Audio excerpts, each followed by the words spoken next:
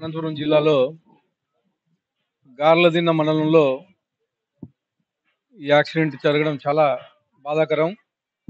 వీళ్ళు రైతు కూలీలు, దాదాపు 13 మంది అక్కడ పొలం పనులు చేసుకొని సింగనమల కాన్స్టిట్యున్సీకి సంబంధించి ఎల్లుట్ల గ్రామానికి చెందిన వారు. వీళ్ళు పొలం పని చేసుకొని వెనక్కి వచ్చేటప్పుడు ఆర్టీసీ బస్సు ఆటోని ఢీకొట్టడం జరిగింది. దీనిలో 8 మంది చనిపోవడం చాలా దురదృష్టకరమైన సంఘటన.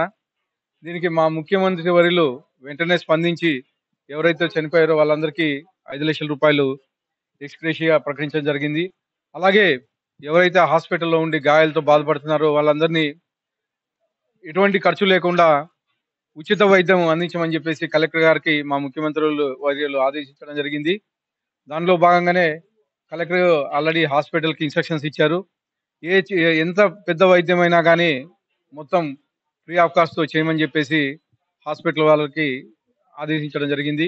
ఈ 5 మందిని అబ్జర్వేషన్‌లో పెట్టారు. వీళ్ళకి ఎటువంటి ప్రాణాపాయం లేదని చెప్పేసి హాస్పిటల్ సిబ్బంది చెప్పడం జరుగుతోంది.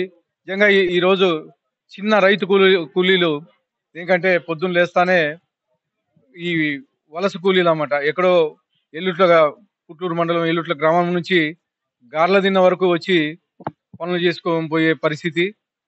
ఇలాంటి సంఘటన జరగడం చాలా